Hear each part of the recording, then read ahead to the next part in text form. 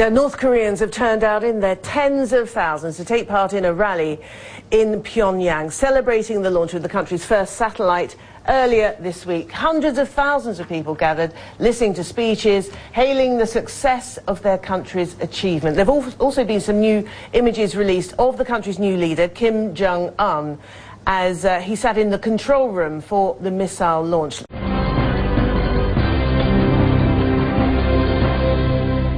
The state-run Korean Central Television said more than 100,000 people gathered at the Kim Il-sung Square. Leader Kim Jong-un was not shown at the rally. A high-ranking official of the ruling Korea's Workers' Party stressed that the launch was a success. 김정은 원수님께서는 김정일 대원수님의 유훈을 기어이 관철하실 확고부동한 결심을 지니시고 위성의 성과적 발사를 위한 투쟁을 현명하게 조직 영도하시었습니다. State-run media reported that Kim gave the green light for the launch about 2 hours before liftoff.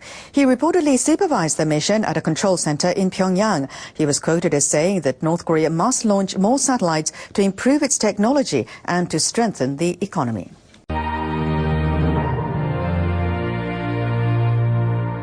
As of Wednesday, North Korea now is one of the club of nations that has a satellite in orbit. The prestige of that is being seen on the streets of Pyongyang. It's being felt almost certainly by Kim Jong-un himself. The speakers on stage during that event, many of them paying tribute to Kim Jong-un as well as the previous generations, Kim Jong-il and Kim Il-sung. Kim Jong-il, of course, died a year ago on December the 17th, so this is very much timed to coincide with that important anniversary.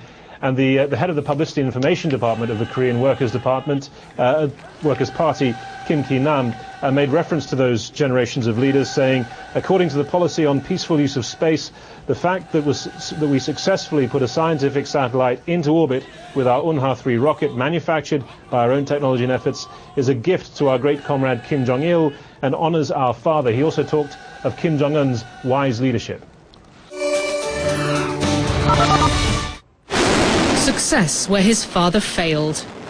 North Korea claims the satellite they put in space is pumping out songs commemorating its former leaders.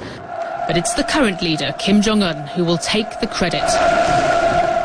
This North Korean rocket scientist says, if we were to score the technology we've displayed of putting this satellite into orbit, it would be 100%. And it couldn't have come at a more crucial time for the third generation Kim. A senior government official here in Seoul recently told me that Kim Jong-un has increased his personal protection. He also said that he's been sending riot police from North Korea to a foreign country for specialist training, a sign that his grip on power may not be as stable as previously thought. After purging key figures of the military over recent months and putting his own men in charge, experts say Kim Jong-un needed to give something back to the military. Now with a successful launch, I think it earned him a lot of patriotic points. So that'll basically placate the military. And so this will give him extra room to maneuver in terms of making modernization efforts, if that's his plan. Others say this success shows him stepping out of the shadows of his father Kim Jong-il, at the same time as continuing his legacy and realizing his highly publicized dreams.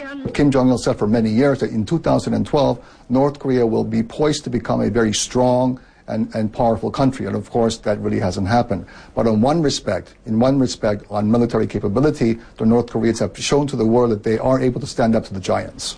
Kim Jong-un has also shown he appreciates the power of media. Special broadcasts and footage of the launch were aired on state television unusually fast. It's a new era, and Kim Jong-un realizes that the more he can kind of shape the narrative to the international community, the more it is to his benefit in terms of getting security and money and everything else that he wants for his country. But Kim Jong-un's first success does come at a price: further international isolation.